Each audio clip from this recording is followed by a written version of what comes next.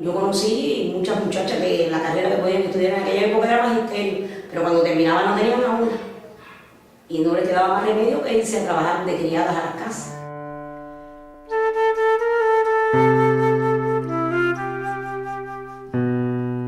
En el capitalismo, en casi todos los pueblos del interior, había un prostíbulo. Eso era un prostíbulo, un central y un bar. Eso no faltaba.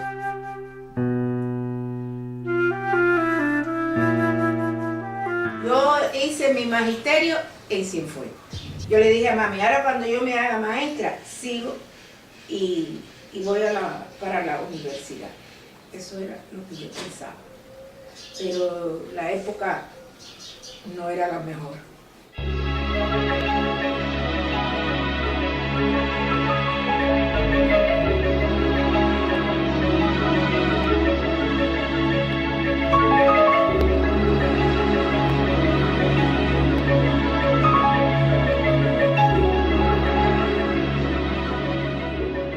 El 26 de julio de 1953 estaban tirando la placa. Como mi papá pertenecía a la Marina de Guerra, lo vinieron a buscar para, ¿cómo se llama? Le dicen a eso, ¿no? Movilizarlo. Y él dijo, bueno, cuando yo termine de echar la placa, enseguida me incorporo. Y así lo hizo. Mi mamá con mucho orgullo siempre decía que eran del partido ortodoxo. Ella siempre con mucho orgullo mostraba la cédula electoral porque la escondió y no votó en el 58. Es decir, que en la farsa de Batista ella no votó.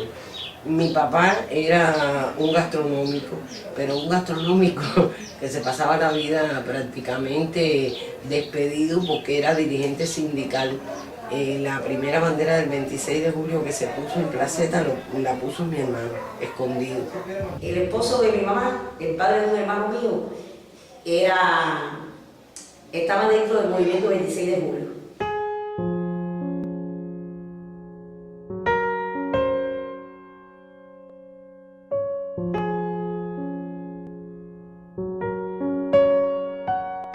A finales del 58 nosotros vivíamos en Placeta. Placeta es un pueblito de la antigua provincia de Las Villas que fue tomado por el Che. Yo recuerdo que en el patio de mi casa hubo que hacer lo que hoy sería una trinchera, pero en aquellos momentos fue un hueco y le llamábamos así el hueco. Y recuerdo que cuando venía la aviación, porque bombardearon el pueblo, pues gritaban, vamos para el hueco, vamos para el hueco. Y ahí, bueno, todo el mundo corriendo, es decir, un poco que para sobrevivir tuvimos nosotros mismos que aprender a protegernos. Viví en la calle San Lázaro, que era una calle que siempre estaba ardiendo por los estudiantes de la universidad, que hacían muchas manifestaciones, las hacían a través de toda la calle de San Lázaro. Y entonces ahí fue que los carros pitando, todo el mundo gritando, todo el mundo salió para la calle. Y ahí nos enteramos de que había triunfado la revolución. Una vecina que era la esposa de un policía que vivía ahí enfrente. Y entonces ella salió y llamó no sé quién, a otra vecina, y fulano, se cayó Batista. Y, mami, ¿oíste qué cosa está diciendo esa mujer? Pero que enseguida la gritería que ella formó y que se llevó el barrio se... Y entonces mi madre, vamos a poner el radio.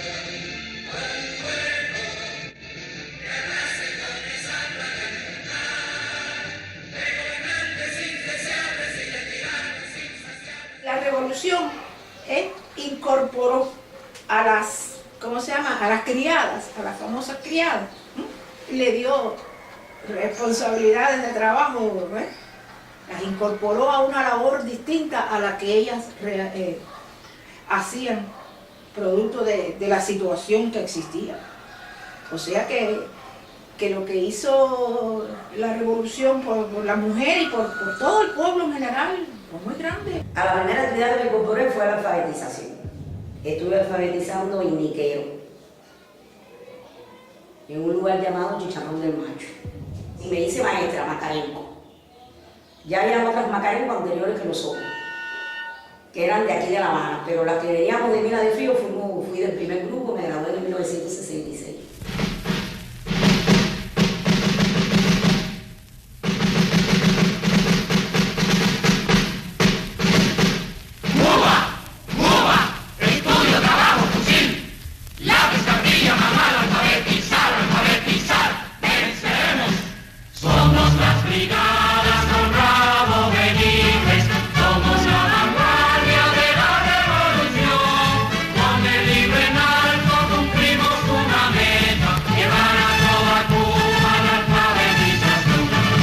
Tenía 16 años, hubo un llamado para maestros por la necesidad que había de maestros primarios y me sumé a ese llamado aquí en Guanabacoa. Debo decirte que tenía alumnos que tenían 18 años y yo tenía 16. Por tanto, eso para mí fue un choque porque yo llegué a un aula donde tenía alumnos más grandes que yo. Todos los sábados nos reuníamos en Turcios Lima, porque es hoy Turcios Lima, y ahí se hacía un concentrado de maestros. Y maestros de más experiencia nos iban preparando para lo que teníamos que hacer en la semana. Después de graduada fue que estuve, sí, en la Isla de la Juventud.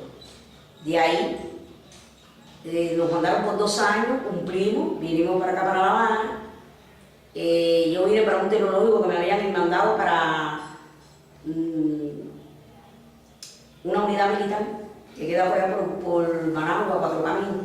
Y de ahí nos incorporamos a la zafra del 70. Los tecnológicos, cuando en aquella época eran los que cortaban caña y se casaban toda la zafra cortando caña y se daba clase de noche y cortaban caña de día junto con los maestros.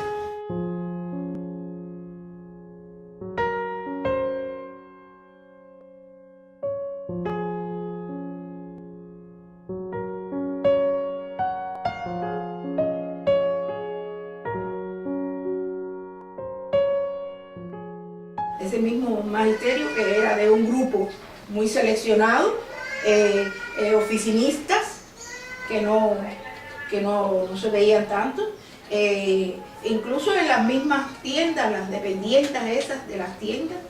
Yo recuerdo que aquí en Guanabacoa, había una ferretería que se llamaba La Internacional. Y ahí nada más que trabajaba una mujer.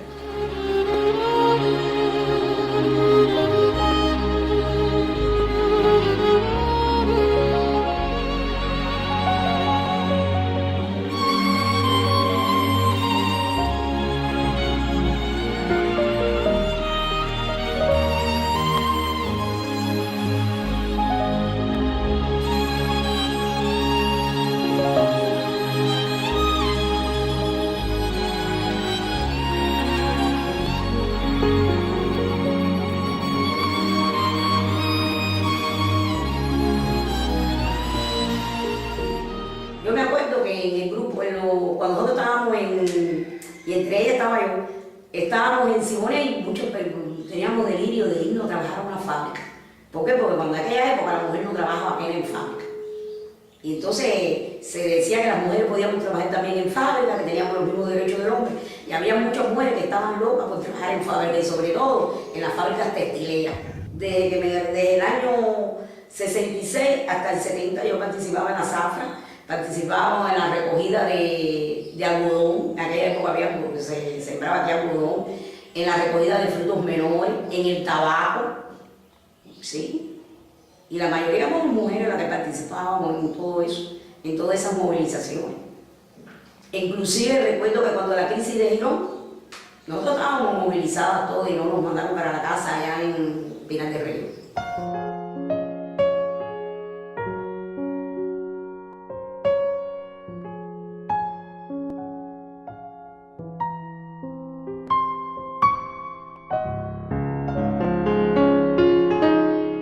Dentro de las cosas buenas de la revolución que ella misma ha hecho en el proceso de educación y en la salud. En la escuela pública yo tenía que llevar mi pupitre. Si no, me tenía que sentar en el suelo. Tenía que comprar los libros, tenía que llevar los libros y las libretas. Y muchas veces había muchos que no podían llevar. Yo sí los pude llevar porque tenía una abuela que se sacrificaba y me los compraba para eso. Y entonces pero yo tenía que prestárselo a otros alumnos. Todo lo teníamos que llevar. Y no era igual, no era igual. Ni el trato del maestro tampoco con los alumnos era igual.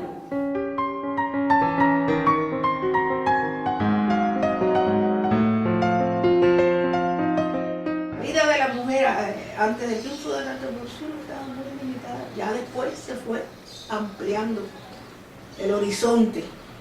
Y ya ves que hoy, por favor, la mujer, vaya, participa en todo y está en todo, y su nivel cultural, ni se diga, es alto.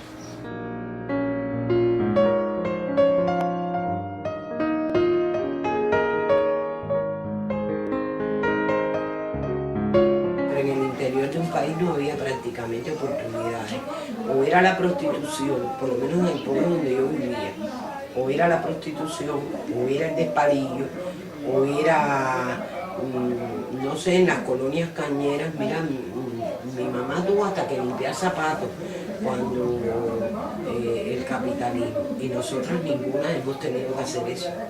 Todas somos profesionales, todas nos hemos superado, todas trabajamos incorporadas a un trabajo normal, decente. Mi hermana mayor trabajó desde los 9 años, pero trabajó limpiando tártaras en una panadería que le pagaban, creo que era $1 a la semana por limpiar tártaras de manteca caliente en una panadería, y hoy por hoy es una profesional universitaria.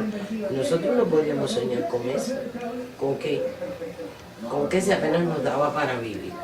Mi mamá tenía 9 hermanos y solo uno es universitario. Nosotros somos 8 hermanos y 5 somos universitarios y 3 son técnicos médicos. Es decir, que la revolución indiscutiblemente para nosotros fue el sol.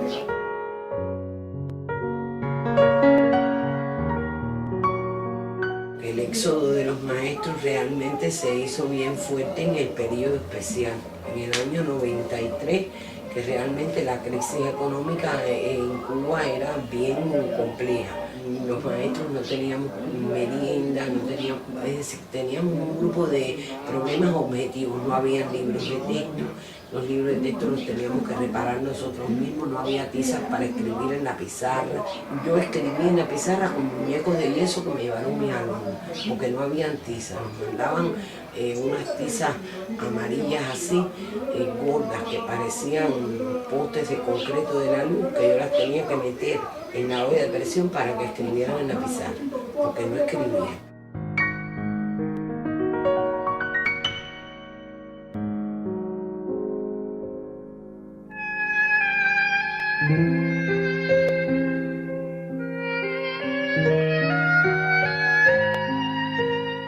Lo único que lo superaba en aquel momento también era la disciplina y el respeto que había hacia el maestro. Los padres respetaban a los maestros, pero ahora no.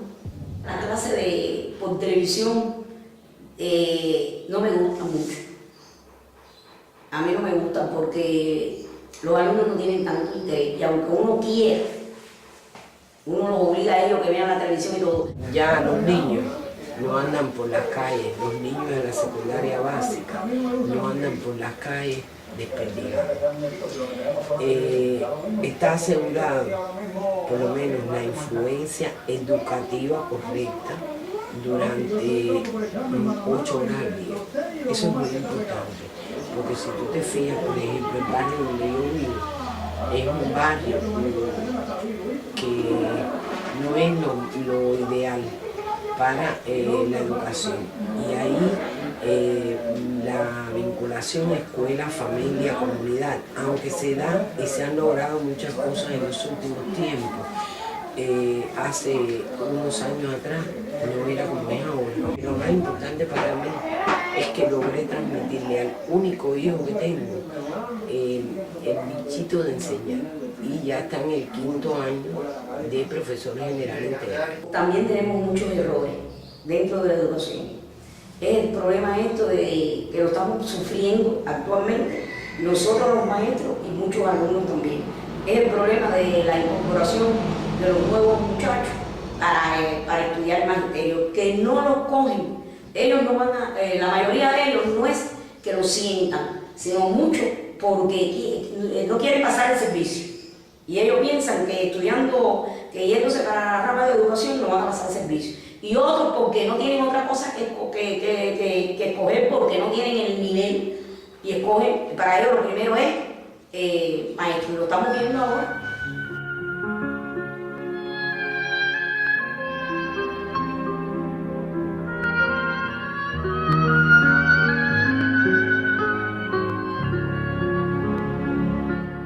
Hay gente que está viviendo el cuento, que cobran mucho, que el Estado les paga, pero no es lo que hacen, no es realmente lo que deben hacer. Ese individuo que está por vivir de las bondades del proceso, pero interiormente no tienen nada. Son gente que se les conoce como revolucionarios y son medio, que tienen un pie aquí y el otro por el otro lado. Entonces hay que estar muy claro en ese aspecto, porque hay mucha gente por ahí en esa situación. No sé qué es lo que piensan. Se creerán que esto se va a caer y por eso están en esas dos aguas. ¿Cuál es el problema? Y lo más triste del caso es que hay algunos que son militantes del partido. Eso es triste. Porque por ahí hay militantes que entraron para tener una... pero que aquí no llevan nada. Lo mejor que tiene la revolución es precisamente la revolución. Yo te dije que a mí me cuesta mucho trabajo ver las cosas malas. Cosas malas las hay, como en todas partes. ¿Tú sabes por qué? Porque la política la hacen los hombres. Y a veces los hombres se equivocan. Y a veces los hombres cometen errores cuando van a hacer algo que a lo mejor lo van a hacer de muy buena voluntad, pero se equivocan. Y hay otros que tal vez lo hagan a propósito, porque tú no puedes descontar nunca que en 50 años de revolución todavía hay quien no quiere la revolución. Eso nunca lo puedes descontar. La revolución tiene sus detractores y tiene quienes lo apoyan. Para mí, todo, la igualdad, esa igualdad que nos ha proporcionado la revolución, sobre todo a nosotros los negros, aunque por ahí te vuelvo a repetir que hay negros de esos que debían fusilarlo. Eso es fundamental, ¿entiendes? Esos derechos. Hay dificultades de alimentación, pero todos recibimos lo mismo. No, tú, porque eres blanquito y tienes más dinerito, vas a comer. No, sí, vas a comer mejor si tienes el dinero y lo compras en el shopping. Pero el Estado le proporciona a todo el mundo por igual. ¿Quieres una cosa más buena que esa? Los primeros años, hasta los 14 años, tuve con mi papá, y después de los 14 años vine para Panamá al lado de mi mamá.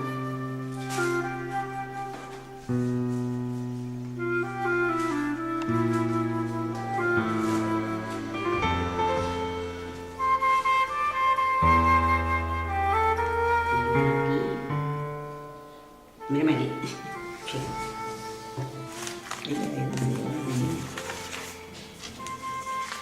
Mira. Eso yo no soñé nunca pisar la universidad.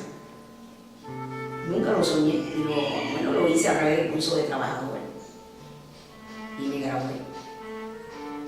Yo soy amante de Carlos Manuel de Céspedes. Bueno, yo tengo muchos amores en mi vida, pero Céspedes, Martí, Maceo, son personalidades que me han marcado mucho. Y esto me lo regaló un estudiante el 14 de febrero del 2002, o sea, el Día del Amor. Para mí, creo que el reconocimiento mayor que he tenido ha sido que el propio Fidel me dedicó estos diccionarios, que son 4, y me los firmó.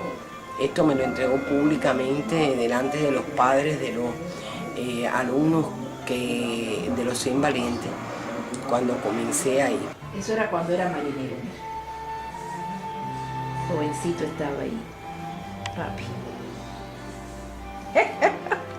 Esa cosa extraña era yo cuando niña. Es histórico.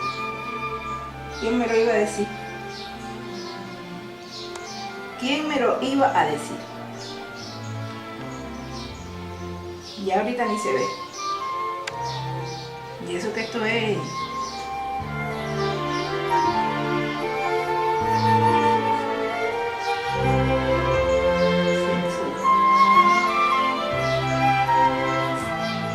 Ay, cuántos recuerdos. Esa es la vida.